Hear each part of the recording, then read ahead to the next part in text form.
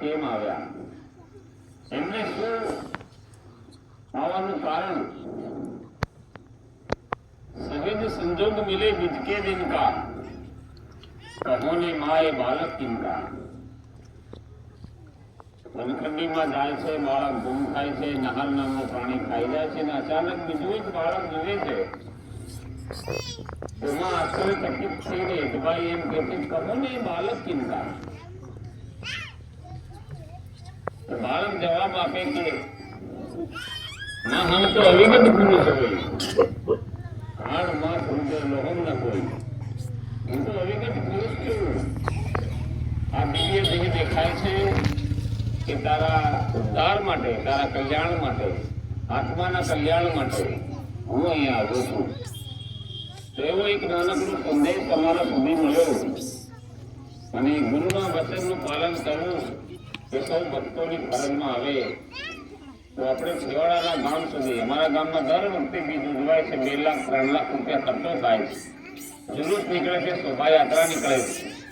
બગી ઉપર પરમગુરુને બેસાડવામાં આવે છે. ડીજે વગાડી પરમગુરુના ગીતો ગાતા જઈને, નાચતા જઈને બેનો મહિલા મંડળો સાથે વિદ્યાનગરમાં આખી શોભાયાત્રા નીકળે છે. અમે એવું વિચાર્યું કે નાનકડા ગામમાં આપણે જઈએ.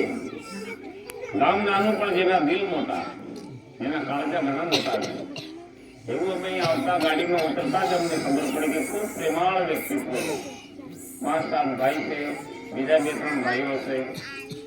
એમનો ભાવ ખૂબ છે. ભલે આપણે મોટા મોટા ક્રિશ્ચનો કે મોટા મોટા ટેન્ટ ન લગાડી શકીએ, પરંતુ એમનું જે હૃદય છે પરમગુરુ પ્રત્યે ખૂબ મોટું છે. તો એવાના ઘર હું આવું છું એમ કે છે પરમગુરુ બાપજી, કે જેના હૃદયમાં હું બેસું છું, કે જ્યાં દાસા પણ હોય, દાસ પણ હોય, નાનક હોય, જેને કોઈ મોટપ નહીં, કોઈ મોહ નહીં, કોઈ સત્તા નહીં, કોઈ દેખાડવા પણ નહીં, એવા ઘરે મારો વિસામો હોય છે. પરમગુરુ બાપજી એમને ત્યાં એના દરવાજા ખખડાવીને આવતા હોય છે.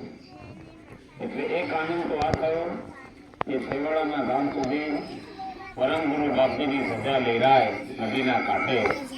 આ ધર્મની ધજા લહેરાવી જોઈએ. પરમગુરુનું જ્ઞાન 4 વેદની ઉપરનું જ્ઞાન છે. પરમગુરુનું જ્ઞાન હરાણ પુરાણની ઉપરનું જ્ઞાન છે. આ રામાયણ ભારત કે મહાભારત કે ગીતા નથી. હમ તો પુરુષ અલખ અનાદિ, બાપજી કે છે અનાદિ અને અગાધ ગતિ, મારી ગતિ અગમ અગાધ લખાસી, સંતો મેં અવિનાશી ઉપાસી. અવિનાશી જગતના કરતા કૈવલ કરતા છે. જે સૃષ્ટિના સર્જનહાર છે, જેણે અણુથી માંડીને બ્રહ્માંડ બનાવ્યું છે, એનો ઉપાસી હું છું. આ જગત જે મટી જાય છે, કાળના ચારામાં ખપી જાય છે, જે મહાપ્રલયમાં પ્રલય થાય, પૃથ્વી જશે, પાણી જશે, પવન જશે, આકાશ જશે, આ 9 ખંડ જશે, સૂરજ ને ચંદ્ર જશે, રામકૃષ્ણ બ્રહ્મા વિષ્ણુ મહેશ નિરંજન નિરાકાર જશે, પણ મારો નાશ નથી. એવા પુરુષનો હું ઉપાસક છું એમ પરમગુરુ બાપજી કહે છે. મેં અવિનાશી ઉપાસી, સંતો મેં અવિનાશી ઉપાસી, ગતિ મેરી અગમ અગાધ લખાસી, સંતો મેં અવિનાશી ઉપાસી. હું અવિનાશીનો ઉપાસી છું કે મારા ઈશ્વરનો, મારા સર્જનહારનો, મારા કૈવલ કરતાનો કદી નાશ નથી. જે જન્મે છે તે મરે છે. હું જન્મતો નથી એટલે મરતો નથી, હું આવતો નથી એટલે જતો નથી. એટલે એમને દિવ્ય દેહ ધારણ કરી માતાના ઉદરમાંથી આવ્યા નથી.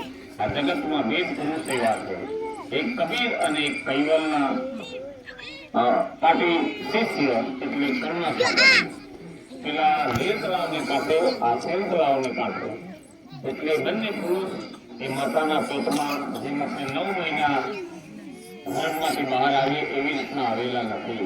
હાડમાં સમુદ્ર લોક ચરણ એસી દેહ હમાતી, સહમ સાહેબ નામ હમેરાની કૈવલ પટકાવાથી. હાડકા ચામડું જે તમને દેખાય છે એ હું નથી, એટલે મારી દિવ્ય દેહ અવિગત છે, એવું પરમગુરુ કરુણાસાગર ભગવાન પોતે કહે છે. અને તેઓ વનખંડીમાં હેતબાઈને મળે છે, પ્રથમ નારીને મળે છે. સહેજ સંજોગ મિલે બીજકે દિન કા. માતાને આ બીજનો સંજોગ થયો. મહાસુદ બીજ હતી, 1829 વિક્રમ સંવતની સાલ હતી. ઈસવીસન 1773 પરમ ગુરુ કર્ણ સાગર વન પ્રગટ થયા છે. જે પણ દેવી દેવતા ભક્તિ પામ્યા છે, રામ કહો, કૃષ્ણ કહો, મૂર્તિ, નરસિંહ, રમાવતાર, આ બધા અવતારી પુરુષો છે. તેમણે અવતાર ધારણ કર્યો છે. માતાના ઉદરમાંથી તેઓ આવ્યા છે. તો આ પરમ ગુરુ કર્ણ સાગર માતાના ઉદરમાંથી આવ્યા નથી. એવો અવિગત છે, જેની ગતિને કોઈ પામી શકે તેમ નથી. એટલે આ પરમ ગુરુ કર્ણ સાગરનો પ્રગટ્ય મહોત્સવ, જેમને 254 વર્ષ થયા છે. આપ સૌ આ કાર્યક્રમ દર વર્ષે ઉજવો, આનંદથી ઉજવો. આવતા સમયમાં 255નો કાર્યક્રમ આખું ગામ જોડાય, છોકરાઓ જોડાય, શાળામાં ભણતા બાળકો જોડાય, દીકરીઓ જોડાય, કોલેજમાં જતી દીકરીઓ દીકરાઓ જોડાય, સગા વાલા જોડાય અને આનંદથી નાનકડી એક શોભાયાત્રા નીકાળીએ. ભલે આપણી પાસે બગીનો એક વાસદારીના કે એક રેકડાની અંદર પરમ ગુરુની છબી કે ફોટા મૂકીને આપણે ઢોલ ત્રાસા નગારા સાથે કૈવલની ધૂન બોલાવતા આપણે એની શોભાયાત્રા કાઢી શકીએ અને સૌ જોડાઈએ. અને એની સાથે સાથે પરમ ગુરુનું જે સકળતા જ્ઞાન છે, એ સાચું સત્ય જ્ઞાન છે, એ શાશ્વત જ્ઞાન છે, કે જે વેદ